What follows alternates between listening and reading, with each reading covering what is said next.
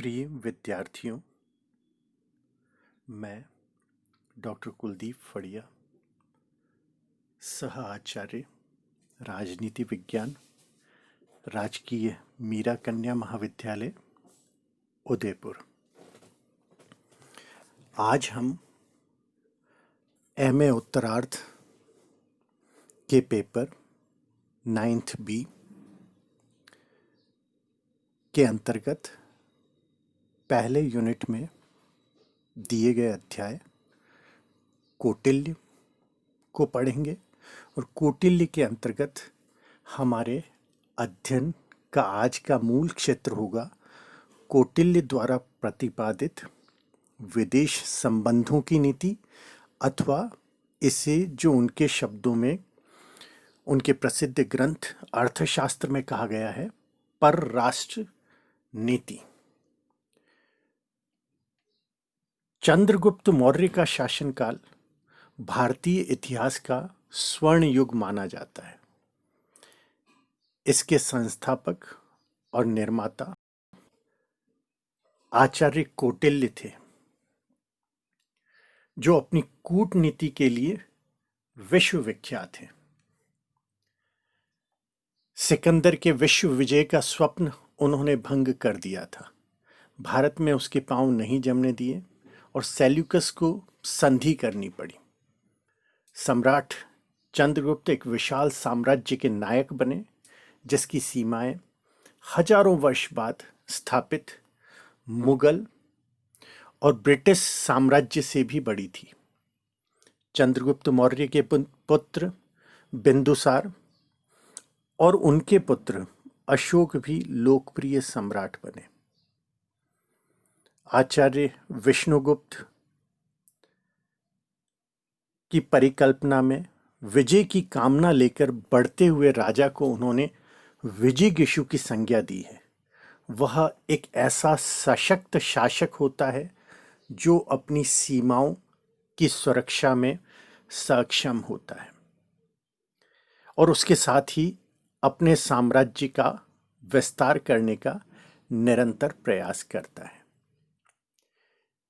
एक राजनीतिक विचारक के रूप में कौटिल्य का विशेष महत्व यह भी है कि उन्होंने न केवल राज्य के आंतरिक प्रशासन के सिद्धांतों का वर्णन किया है, वरन उन्होंने उन सिद्धांतों का उल्लेख किया है जिनके आधार पर एक राज्य द्वारा दूसरे राज्यों के साथ अपने संबंध निर्धारित किस प्रकार किए जाने चाहिए, इसका संपूर्ण वर्णन किया है। उनके लिखित अर्थशास्त्र में विदेश नीति का विशद विवेचन किया गया है तथा विदेशों में राजदूत और गुप्तचर रखने के विषय पर भी विचार किया गया है। इस क्षेत्र में कौटिल्य प्लेटो और अरस्तु से निश्चित रूप से बहुत आगे हैं। दूसरे राज्यों के साथ व्यवहार के संबंध में उसने दो सिद्धांतों का विवेचन किया है। पड़ोसी राज्यों के साथ संबंध स्थापित करने के लिए मंडल सिद्धांत दिया गया है और अन्य राज्यों के साथ संबंध स्थापित करने के लिए षड्गुण्य नीति का प्रयोग कौटिल्य के द्वारा किया गया है। कौटिल्य ने जिस रूप में राज्यों को परिभाषित किया है, राज्यों का वर्णन किया है, थोड़ा उस पर चर्चा कर लेते हैं। कहा गया कि विजय प्राप्ति की इच्छा रखने वाला, प्रयास करने वाला विजिगीषु जब अपने शत्रु पर हमला करना चाहता है तो उस बात से आश्वस्त पहले से हो जाता है कि दुश्मन को, शत्रु को उसके मित्रों से मदद नहीं मिल पाएगी। इसके लिए युद्ध से पहले उसे दुश्मन और उसके मित्रों के बीच तनाव की स्थिति पैदा कर देनी चाहिए। इसके लिए गुप्तचरों का जाल बिछाकर उनकी प्रजा में और अधिकारियों में गलतफहमी पैदा करके एक विद्वेष का प्रचार करना होगा, उपद्रव कराना होगा, उनकी सेना में फूट डालना होगा और इस प्रकार के तरीकों का इस्तेमाल किया जा सकता है। विजय की आशंका से छेड़े हुए युद्ध में लक्ष्य का महत्व है, न कि साधनों का। यह समय साधनों के औचित्य पर विचार करने का कदापि नहीं होता, विजिगीषु पर जब दुश्मन के हमले की आशंका होती है तो वह अपने मित्र राजाओं को अर्थात मित्र राज्यों को दुश्मन पर हमला करने के लिए तैयार रहने और तैयार करने के लिए निरंतर प्रेरित करता है। यहां हम कौटिल्य के मंडल सिद्धांत का उल्लेख करेंगे कि मंडल सिद्धांत किस प्रकार से कार्यरत होता है। कौटिल्य के अनुसार जब दो बड़े शत्रु हों और उनमें से कोई ताकतवर हो, बलशाली हो, तो उससे संधि कर लेना हितकर है। कौटिल्य ने अपने मंडल सिद्धांत में विभिन्न राज्यों के द्वारा दूसरे राज्यों के प्रति अपनाए जाने वाली नीति का वर्णन किया है। कहते हैं कोई व्यवस्था स्थायी नहीं होनी चाहिए। अवसर आने पर दोहरी नीति, दो प्रकार की नीति एक साथ अपनाई जा सकती है, जिससे दोनों शत्रुओं में फूट डालना और उनमें तनाव पैदा करना, किसी तीसरे राजा से दोस्ती कर लेना जो उन दोनों के विरुद्ध हो, मध्यम और उदासीन राजाओं का सहयोग लेना आदि। इस स्थिति में निर्णय देश हित में होना चाहिए, व्यक्तिगत लाभ और संबंधों को देखकर कदापि नहीं। प्राचीन काल में भारत में अनेक छोटे छोटे राज्यों का अस्तित्व था। शक्तिशाली राजा युद्ध के द्वारा अपने साम्राज्य का निरंतर विस्तार करते थे। राज्य कई बार सुरक्षा की दृष्टि से अन्य राज्यों से समझौता भी किया करते थे। कौटिल्य के अनुसार युद्ध एवं विजय द्वारा अपने साम्राज्य का विस्तार करने वाले राजा को अपने शत्रुओं की अपेक्षा मित्रों की संख्या बढ़ानी चाहिए, ताकि शत्रुओं पर निगरानी और नियंत्रण रखा जा सके। दूसरी ओर दुर्बल राज्यों को शक्तिशाली पड़ोसी राज्यों से सतर्क रहना चाहिए। उन्हें समान स्तर वाले राज्यों के साथ मिलकर शक्तिशाली राज्यों की विस्तार नीति से बचने हेतु किसी गुट या मंडल का निर्माण करना चाहिए। कौटिल्य का मंडल सिद्धांत भौगोलिक आधार पर यह दर्शाता है कि किस प्रकार विजय की इच्छा रखने वाले राज्य के पड़ोसी देश उसके मित्र अथवा शत्रु हो सकते हैं। कौटिल्य ने इसका उल्लेख किया है कि एक भौगोलिक स्थिति के अंतर्गत अवस्थित राज्य किस प्रकार अपनी विदेश नीति अपने पड़ोसी और आसपास के क्षेत्र को देखकर अपनाए। इस सिद्धांत के अनुसार उस मंडल के केंद्र में, मंडल अर्थात राज्यों का एक समूह, बड़े राज्यों का एक समूह जिसके इर्द गिर्द कई और राज्य भी हों और वो एक निश्चित भौगोलिक स्थिति में हो, तो कहा गया है कि इस सिद्धांत के अनुसार मंडल के केंद्र में एक ऐसा राजा होता है जो अन्य राज्यों को जीतने का इच्छुक होता है, उन्हें प्राप्त करना चाहता है। इसे विजिगीषु राज्य कौटिल्य के द्वारा संबोधित किया गया है।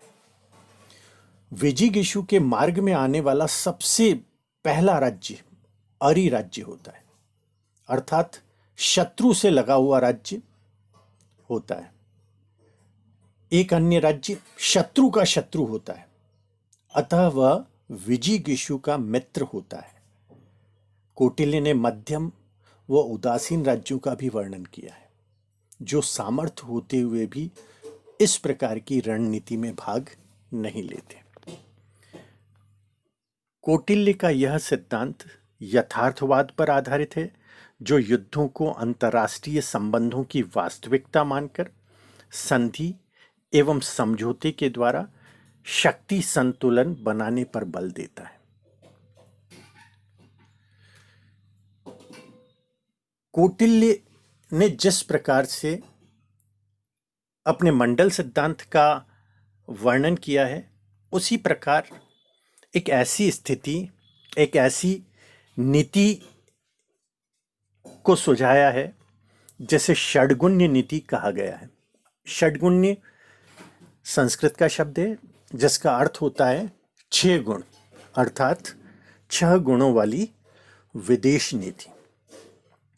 कौटिल्य के अनुसार जो राज्यों के द्वारा अपने संबंधों का निर्धारित निर्धारण अन्य राज्यों से किया जाता है और किया जाना चाहिए, उसके संबंध में विदेश नीति के मौलिक नियम किस प्रकार के हो सकते हैं, जो एक नीतिगत आधार होंगे किसी भी राज्य के विदेश नीति के अंतर्गत, जो अन्य राज्यों से उस प्रकार के संबंध रखना चाहता है।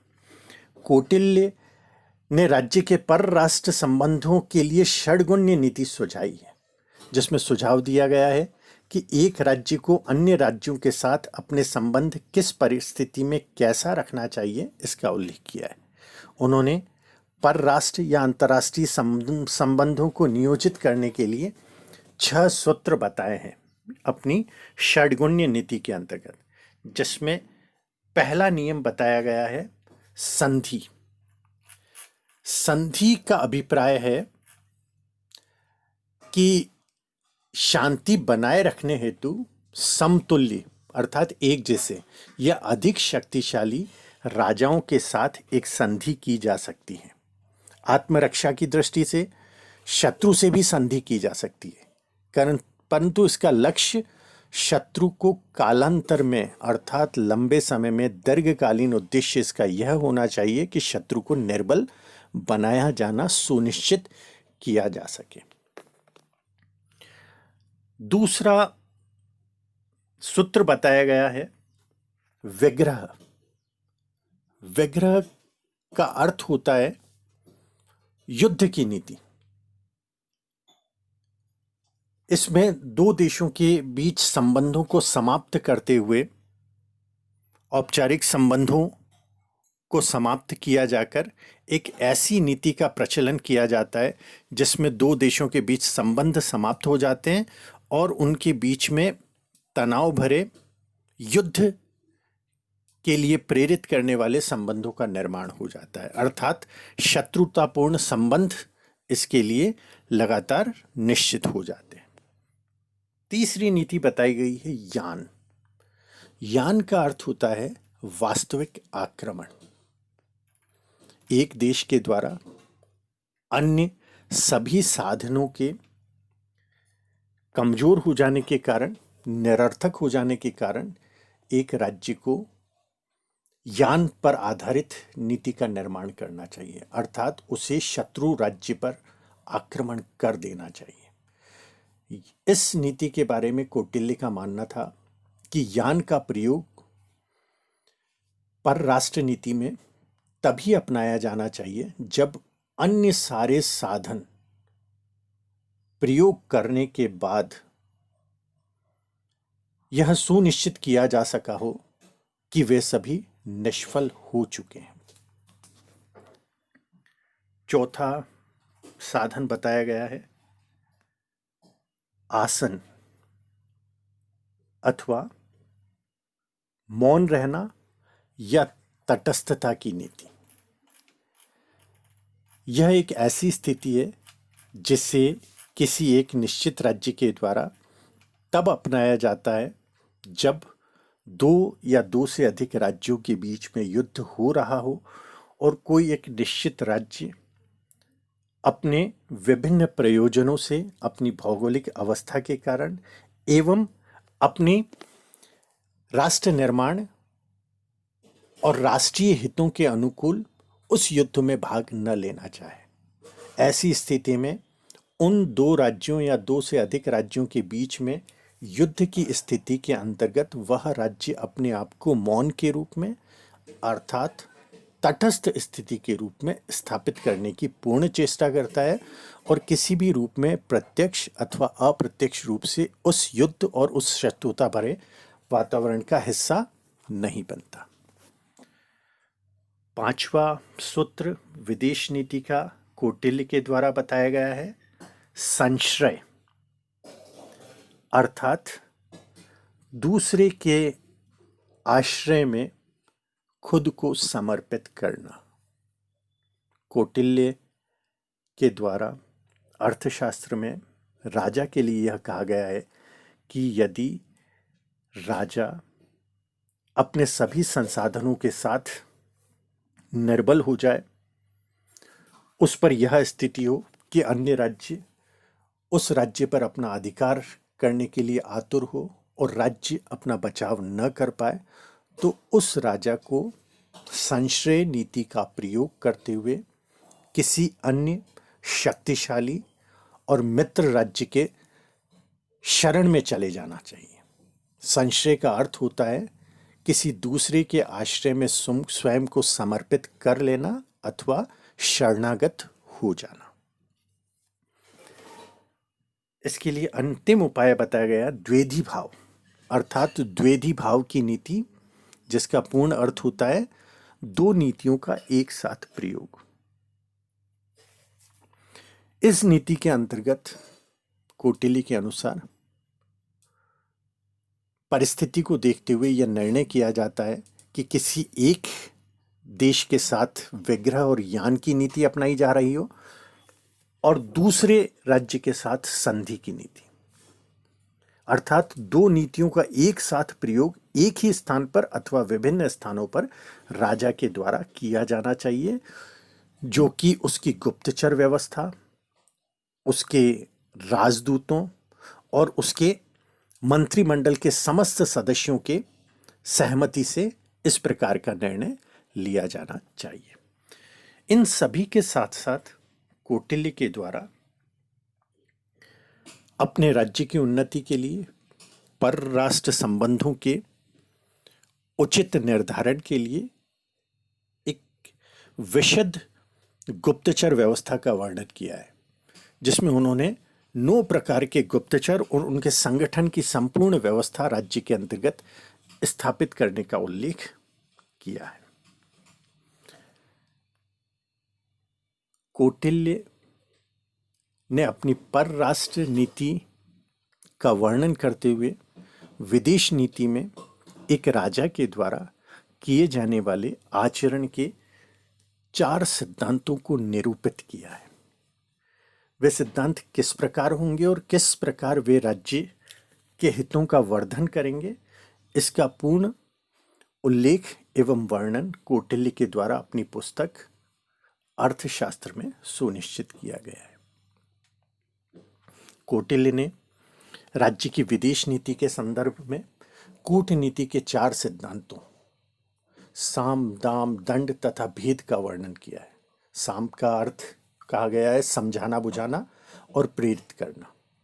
दाम का अर्थ बताया गया है कि मौद्रिक लेन देन के द्वारा धन देके किसी राज्य को संतुष्ट किया जाना, आर्थिक संसाधनों के द्वारा। दंड का अर्थ है बल प्रयोग एवं युद्ध के द्वारा किसी राज्य पर दबाव डालकर अपने हितों की पूर्ति करना। और भेद का अर्थ है 2 या 2 से अधिक राज्यों के बीच में फूट डालते हुए अपने राष्ट्रीय और अंतर्राष्ट्रीय हितों का संवर्धन करना, जिससे विदेश नीति इस प्रकार निरूपित हो कि एक राज्य अपने आप को स्थापित भी कर सके और शक्तिशाली बन सके। कौटिल्य के अनुसार प्रथम 2 सिद्धांतों अर्थात साम और दाम का प्रयोग सबल राजाओं के द्वारा किया जाना चाहिए। अंतिम 2 सिद्धांतों का प्रयोग सबल राज्यों के द्वारा किया जाना चाहिए, अर्थात दंड और भेद, और निर्बल राजाओं के द्वारा साम और दाम का प्रयोग किया जाना चाहिए। किंतु इसके साथ ही कौटिल्य ने यह भी मत दिया है कि साम दाम से, दाम भेद से और भेद दंड से सदैव श्रेयस्कर होता है। दंड अर्थात युद्ध का प्रयोग अंतिम उपाय के रूप में किया जाना चाहिए, क्योंकि इससे किसी भी राज्य की स्वयं की भी क्षति होगी। यदि वह सदैव दंड नीति का प्रयोग करेगा तो ऐसी स्थिति में वह अपने आप को भी समाप्त कर सकता है। अंतर्राष्ट्रीय संबंधों के संदर्भ में अर्थशास्त्र में जिस प्रकार से मंडल सिद्धांत और परराष्ट्र नीति की विशेष विवेचना की गई है, उसे राजनीति के समस्त पंडित, नेतागण, शासक उन्होंने स्वीकार भी किया है। विचारक ये मानते हैं कि कौटिल्य ने अपने समय में जिस प्रकार से सिद्धांतों का प्रयोग किया वो किसी भी समय, चाहे वो कौटिल्य का स्वयं का समय रहा हो या आने वाले समय या आज वर्तमान का समय, उसके इन सिद्धांतों का उचित प्रयोग करके ही विदेश नीति और कूटनीति के मूल सिद्धांतों का निर्माण होता है। और ऐसी स्थिति में यह कहा जा सकता है कि चाणक्य नीति अथवा कौटिल्य की नीति और उसके सिद्धांत पूर्णतः व्यवहारिक हैं। कौटिल्य ने विदेश नीति के सिद्धांतों के निरूपण में जो सिद्धांत काम में लिए हैं वे व्यवहार के आधार पर, राज्यों के हित के आधार पर लिए हैं, न कि केवल नैतिकता के आधार पर। और इन सिद्धांतों का प्रयोग करते हुए कौटिल्य ने अपने मन में, मस्तिष्क में एक ही विचार रखा है, वह है राष्ट्रहित सभी व्यक्तियों और सभी शासकों से सर्वोपरि होता है। बहुत बहुत धन्यवाद।